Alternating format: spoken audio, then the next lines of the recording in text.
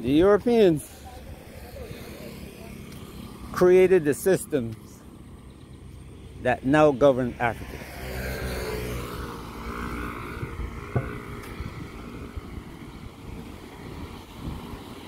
The AU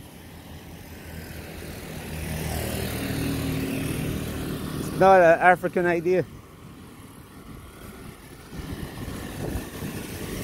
It was built on this idea that Africa was going to be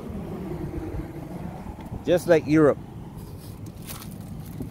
the EU, AU. And the funny thing is, those who were putting this process into place didn't tell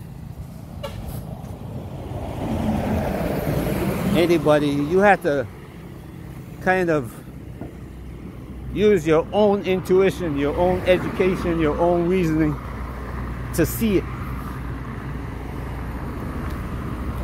The Africans who work for that organization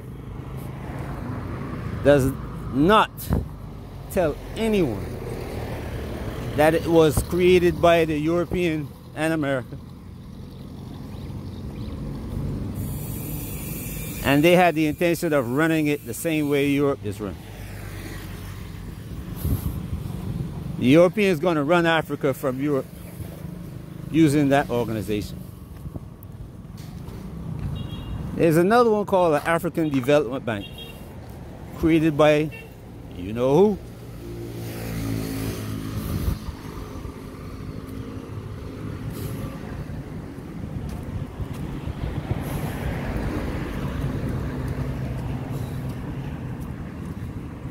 They're the man in charge of the bank.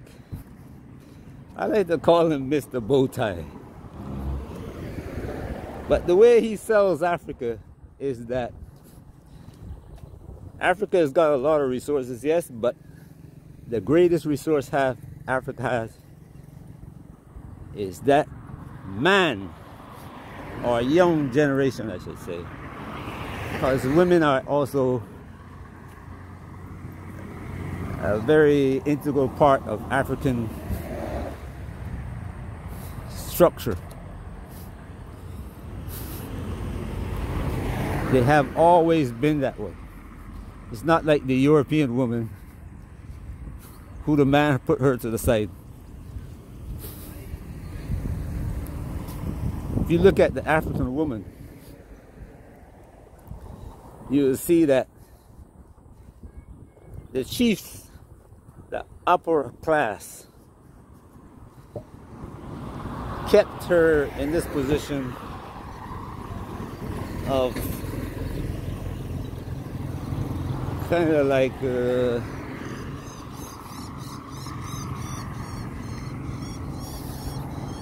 how would I describe that?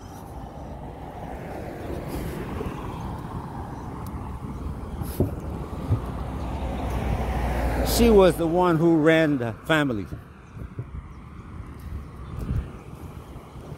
But below the chief now, the ordinary people, the woman walked beside her. She might not have built the house, but after the house is built, the man who built the house, he went out in the field, and she was there working in the field. The children, the boys and girls, were there working in the field. So they're an integral part of African society. But this Mr. Bowtie now, he sells Africa as this place where you can find manpower aged 20 to 50. And that's why Europeans should come to Africa, invest.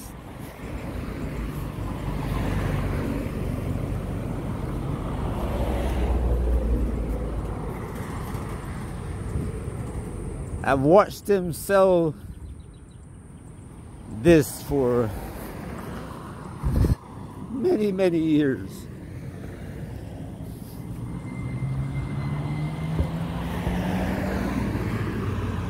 until a lady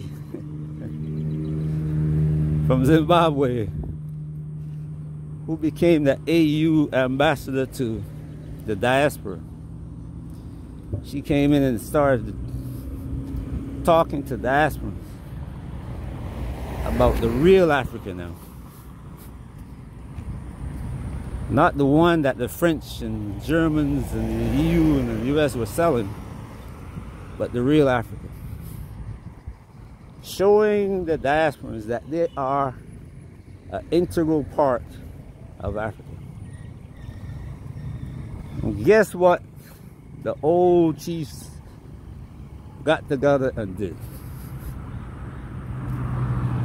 Got rid of her. They don't want the younger generation knowing that they should be running things and that there's a better way than what they have now.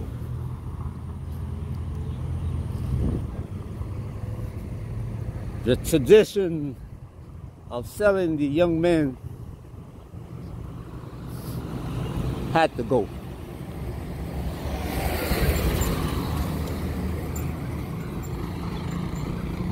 And beginning with the French, when the French started hearing this, they got really shaked up, fearful now. And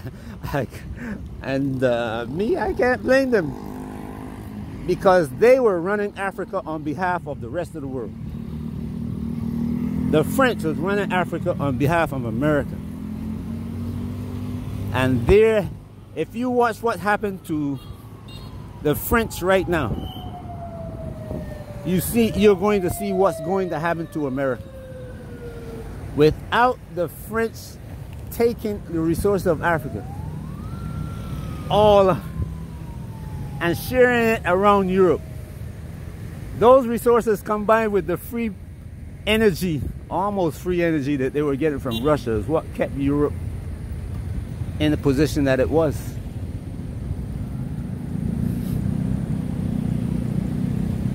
And America's free energy, plus the resources it gets from everybody else, because everybody brings their resources to America to sell it.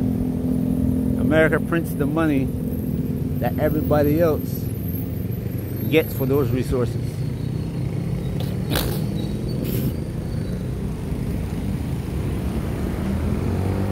And as you can see, the French economy, the British, that's gone. The French, they're right behind the British, headed down the road to, I mean, the British are the butt of jokes for everybody now. Everybody's looking at Britain and saying, what the hell happened here? How is it that they never noticed? That's why the British brought people from the Caribbean and Africa to Britain to work. They were the workhorses, the slaves that kept England in a semi-state of prosperity. Then the British start getting rid of what they call the wind rush. We don't want you black people here. They got all the Ukrainians, the Poles, and everybody else. And then they say, you know what? We can do better now. We can go back to empire.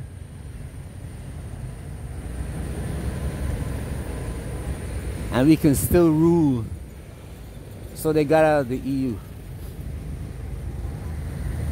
And when Harry and the rest of the royals failed to gather the troops in Africa back together to sing Grand Britannia,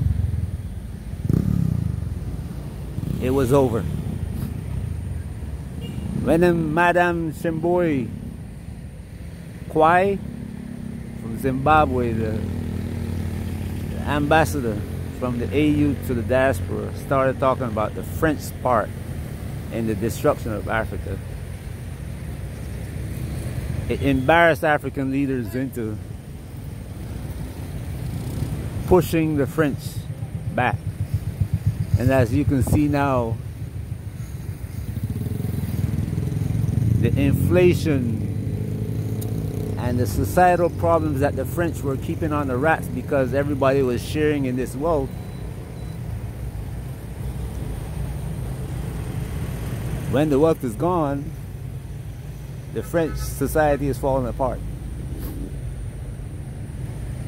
The war in Ukraine is speeding up everything, and you can see that they're spending every penny to win this war because the resources from the Ukraine and Russia is what they want.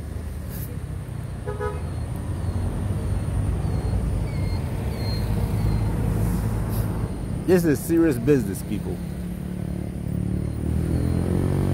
World War I, World War II, you can go all the way back to the Crusades. Power. They thought they had their holy grail in their hand.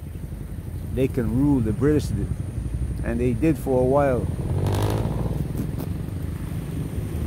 Europe did for a while, but it's over.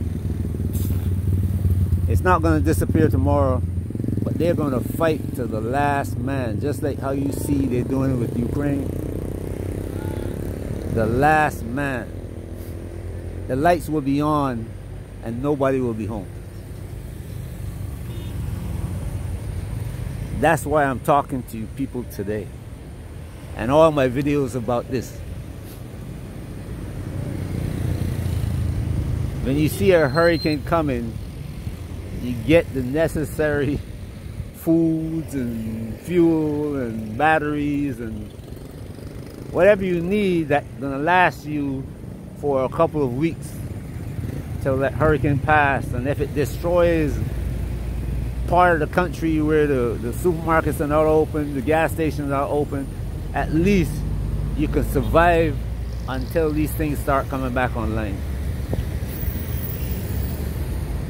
You don't have to believe me. Wait till the next hurricane hit Barbados or Tanzania and you see what happened, how the people are living until the systems come back online.